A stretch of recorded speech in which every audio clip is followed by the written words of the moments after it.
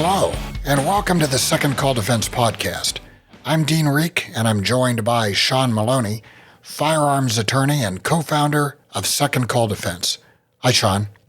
Hi, Dean. It's great to be back, by the way. And this is going to be kind of a fun topic day, although we're going to take it with some seriousness also. Yeah, Sean, I know what you're talking about. I'm a big movie fan, and I'm always going to the theater to see one thing or another.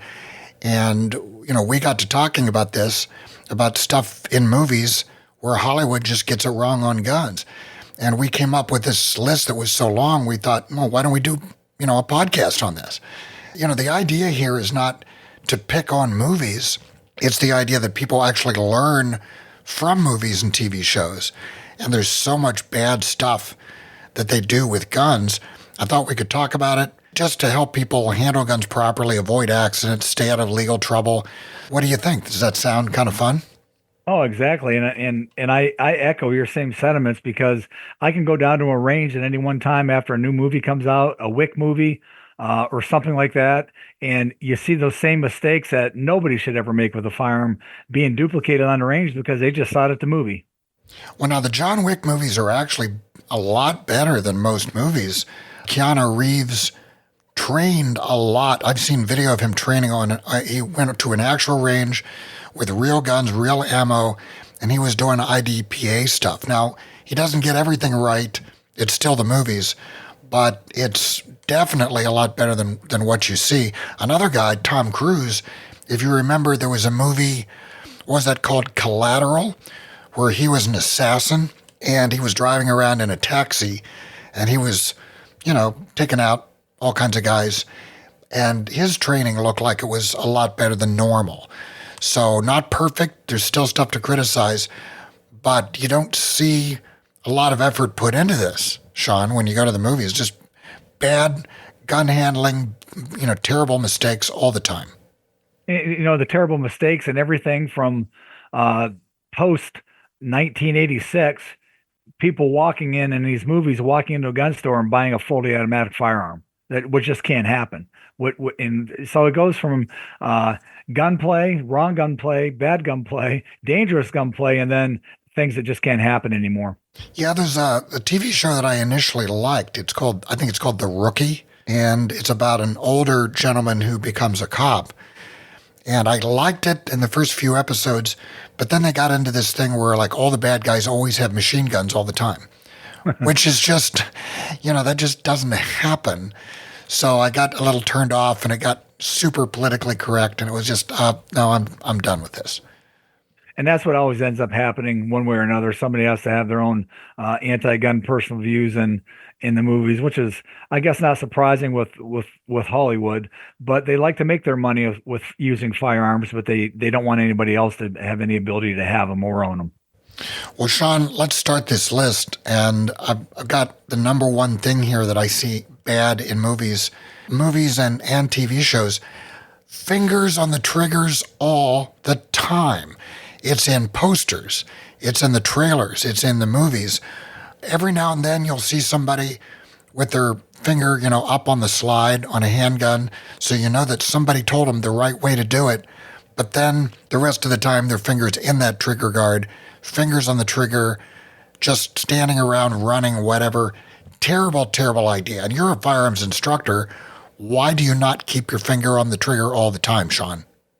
Well, it's a violation of some of the most important gun rules. Number one is always keep the gun pointed in a safe direction. And number two is always keep your finger off the trigger until you're ready to use. Your trigger finger and your trigger can move involuntarily when you don't think about it. You move the rest of your hand, and suddenly your finger is moving. You open a door with the gun in your hand, and if you're using your left hand, a lot of times your right hand will move. Also, a light trigger, you never can really tell when you're involved in thinking about so many other things with a firearm. Having your finger on the trigger, it could just go off it's natural for your finger to go on that trigger because that's what it's supposed to do, but not until you're ready to press the trigger and destroy something. And unfortunately, people forget this over and over again. And I know you and I have worked together on a number of different things. And every time we post anybody with a firearm, we have to make sure that the picture is accurate and safety is being displayed at all the times. I've even called up the NRA and say, hey, you better move that picture, take that picture off your website. The guy's got his finger on the trigger. And but it's something that happens all the time. And that's how a lot of these negligent discharges occur. They don't intend for it to go off, but they're involuntarily pressing the trigger because they're doing something else with their finger on it. And when they're waving a gun around, it doesn't take much for, 3 pounds or 4 pounds of pressure to come off your trigger finger and press the trigger and the gun goes off. Yeah, Sean, case in point, Alex Baldwin. I know that he got off. I don't know if there's any other legal action on that. He got off on that, but there's no way that gun went off by itself. He had his finger on the trigger when he was waving that gun around. And there were reports that he was literally waving it around, like pointing at things with that gun. And he had his finger on the trigger and somebody died. If he would take a little less time in his anti-gun sentiments and took a gun training class, this never would have happened. Think about it. You and I both know, and I'm sure a lot of people listening, he was using an old cowboy revolver, so it's single action. The trigger does one thing, it drops the hammer. So in addition to pulling the trigger or pressing the trigger, he had to pull the hammer back. So he had to pull the hammer back volitionally, and then he pulled the trigger somehow, either accidentally, intentionally, not thinking it was loaded. But you and I know you never ever point a gun at another person and pull the trigger. I don't care what it is. Yeah, and on those old revolvers, cowboy style revolvers, the triggers are really light sometimes. Mm-hmm. You just look at them and they go off. That was how they were intended to work. So fingers on the triggers all the time in movies, terrible idea. Here's another one, Sean, and this one just makes me squirm, stuffing a gun in your pants without a holster. Okay, I know that it is popular now, appendix carry, so people are going around with guns down the front of their pants, but if you're going to do that, you have to have a holster. Talk about a bad ouchie. That is going to ruin your weekend if you have an accidental discharge with a gun in your pants.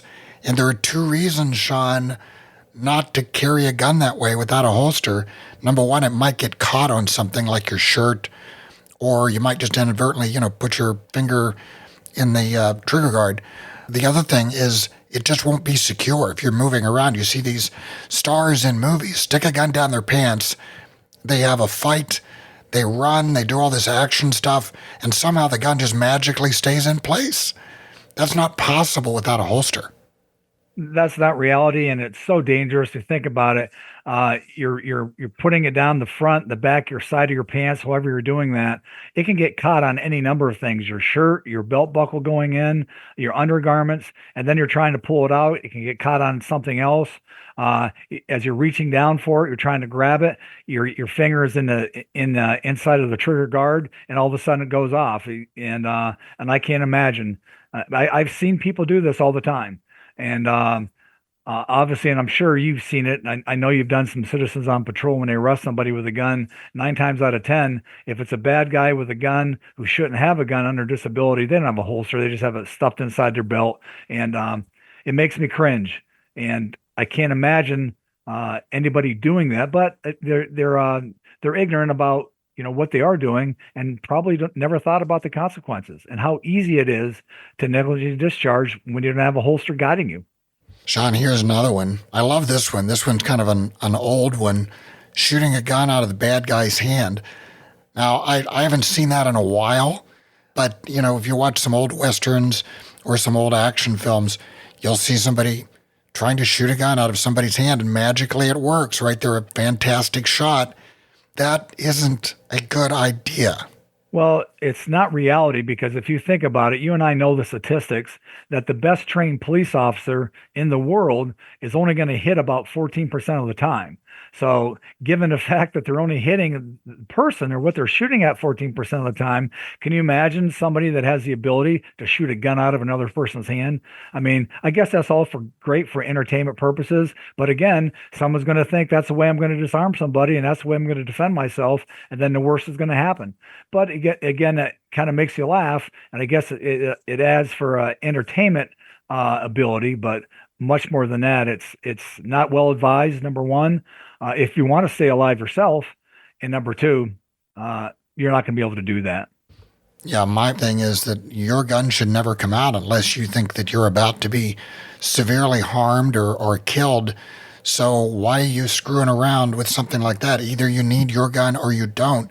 Don't mess around with trying to shoot a gun out of somebody's hand, for goodness sake. That's the time when you should be aiming center mass and taking care of business. That's correct. 100% of the time, my gun will never come out unless I have to use it, because I always tell people in my lectures that as soon as you pull a gun, guess what? Somebody's in fear of death or serious bodily injury or harm. And if nobody had the intention of pulling a gun, well, now they are. So you have to make sure that when you pull that firearm, you're ready to use it, and it's absolutely necessary, because it'll cause far more problems than you can get away with. Here's one, Sean. Racking the slide at the last moment. Now, I see this with pistols. I also see something similar with shotguns. And the way it usually goes down in a movie is, a cop or somebody is sneaking around in a building. They find the person they're looking for. There's some dramatic dialogue. And then at the last moment, they rack the slide, which means they weren't ready to shoot. And I guess that's sort of movie language for, okay, now I really mean it. I think you're right. And on top of racking the slide, that's ill-advised, because in a active threatening encounter, you're not going to have the time to remember you need to rack the slide. That's been a problem. You're pressing the trigger and it's going to click. But what's even funnier in these movies, when they're racking the slides and racking their shotguns more than once during the same scene, it's hilarious how many times they do that. I think one of the funniest things, if you remember Blues Brothers, when they get up top of the tax department and they're surrounded by police, there must be 100 officers. All in unison, everybody racks their slide and pulls their hammers back. So I guess that's just that's what kind of Joe Biden didn't he? Well, no, he wanted you to shoot a couple shots out the window to scare people away. Yeah, get out on the balcony and shoot a couple shots. Well, that's even dumber. But we won't get into that. No. How about one-handed shooting? I see this all the time. Now, sometimes you might have to shoot one-handed if you're training. When I've done training, I've trained to shoot with just the right hand, just the left hand. But ordinarily, you want to get both hands. If we're talking about a pistol, you want to get both hands on the pistol. You don't want to do one-handed shooting, right? Oh, you're absolutely right. For a couple of different reasons. You have accuracy, number one. Two-handed grip in whatever stance you want to take is much better and much easier for you to handle the firearm. And then also, if you're shooting a pistol, you have to make sure you have a good, strong grip on that, because don't forget, you have a slide that's going to come back after you press the trigger. Well, if you limp wrist it and you don't have that gun held tightly enough, it's going to jam, and you're going to have a lot more problems after that. So physically, it's kind of hard to do. Mechanically, it's almost even impossible, I would say, to keep enough strength on something to keep that slide running and operating. So that's not advisable also. But like you said, there are times where your other hand could be injured, or you have to keep holding a child or some other thing like that. But it's not advised to shoot one-handed unless you absolutely have to and you don't have a choice. Now, Sean, I think I know why they do it like this in movies, because movies are all about drama. And if you're paying some star $10 or $20 million to be in the movie, you want to see their face. That's where a lot of the acting comes from. So if you're shooting properly, both of your arms are up, your head is on those sights. You might be concealing your face a little bit depending on the camera angle. So the one-handed shooting opens up the face and makes it more dramatic. Okay, I get that. But it's amazing how accurate they can be when they're shooting one-handed. They're running and shooting one-handed and amazingly hitting their target. I can't imagine running or moving much at all and be able to hit any target. I participated in IDPA competitions where the key is moving, but that's in a controlled environment when nobody's shooting back and I'm not running out of wind. And you're right. I mean, it's almost impossible to accomplish those tasks. So, Sean, here's another one. And we were talking about this just right before the podcast. This cup and saucer hold that we see, you don't see it as much anymore, but you just do still see it when Someone's holding a revolver or a pistol in one hand, and then they get the other hand sort of in a cup underneath rather than a proper hold. This is something I think that comes from the 50s and 60s, 70s, and it still pops up, which tells me that there are really bad trainers in Hollywood if they're allowing the actors to hold guns that way, because nobody trains that anymore. When was the last time you trained that, Sean, or did you ever? I never trained it, and I've been teaching basic pistol, rifle, and shotgun probably for 20 years. And early on, when people would come into the range, even though I've instructed them of the proper grip before we even get there, I had a surprising number of people that used the cup and saucer, or I used to say the Charlie's Angels grip, because the girls in Charlie's Angels always used it, and that used to drive my point home. That you can't do that, but there's a point in time when that was probably a well-meaning, accurate way to shoot. Obviously, as we've evolved as shooters, and we've gotten better and more accurate, you use proper grips, and that's never been a grip that I've seen, at least for the last 30 or 40 years. But I can imagine some police officers in the 40s and 50s with their 38 specials, those little snub-nosed revolvers, thinking they can't have a two-handed grip, so they decided to go with the cup and saucer.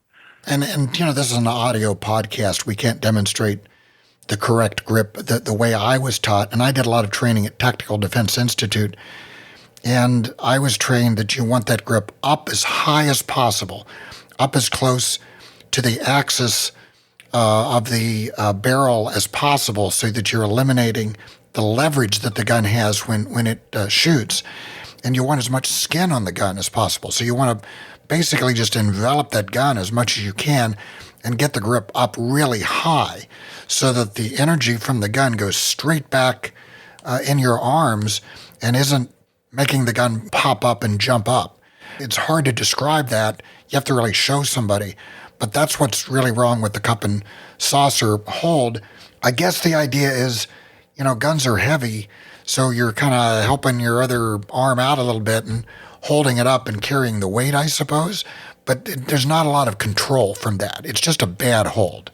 No, you're right. It is a bad hold. There's going to be a tremendous amount of muzzle flip. The muzzle's going to come back, and then your second follow-up shot's going to take a lot longer, because you have to get the gun back close to being on target.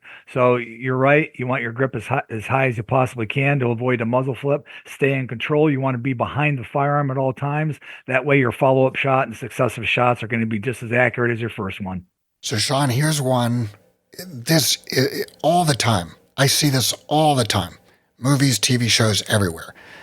Unlimited ammo. These 20 shell shotguns and 15 shot revolvers. I was watching a Terminator movie the other day, and there was this person trying to shoot a Terminator with a shotgun, and I had to back it up, watch it again. 13 shots out of what appeared to be a regular, not even a tactical shotgun, just a regular shotgun. 13 shells must have been in that shotgun, Sean. I don't. Is there a 13 shotgun out there? Not to my knowledge, especially. Can you imagine how long the tube would have to be on your shotgun to hold that many? Now, maybe you have a drum or something like that, but obviously they weren't in drums. And I know exactly what you're talking about. Terminator cited, the endless amount of shots. And if you think about Sylvester Stallone's First Blood, when he had the M60 and he's shooting the town up with it, well, he had a small bandolier belt around his neck, of course, but he probably shot 2,000 rounds before it was all over, and you never saw anybody reload. Yeah. So Hollywood is famous for that. They like that noise, they like the action, but it's unrealistic when it comes down to mechanically how things are supposed to operate. Yeah, and honestly, Sean, I'm not one of these guys that's, constantly rolling my eyes or constantly criticizing. I want to enjoy the movie. It's drama, but as a gun guy, I just can't help seeing all this stuff. I have one more. Shooting from the hip.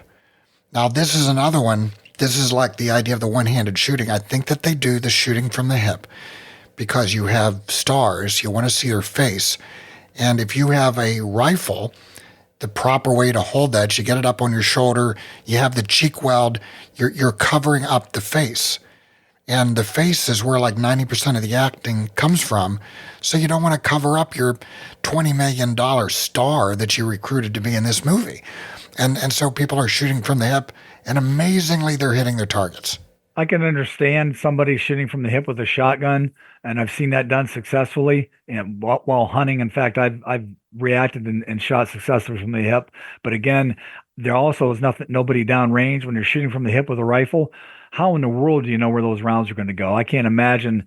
I guess you can spray and pray or watch where the holes you're putting in the wall, if there's a wall behind it, and you can try to get on target that way. But again, not only are you shooting inaccurately, but you're responsible for everything that leaves that barrel. And I can't imagine the collateral damage and the innocent victims in somebody repeatedly firing a rifle or a handgun or even a shotgun from the hip. Again, it's good for TV, but not good for real life. Well, Sean, we're running out of time, but there are a lot more things Hollywood gets wrong about guns. So how about if we pick this up next time and discuss a few more of these? Does that sound good? That's a great idea. So that's all for now. If you're not a member of Second Call Defense, go to secondcalldefense.org and sign up for complete self-defense legal protection. And we'll see you next time on the Second Call Defense podcast. Be safe.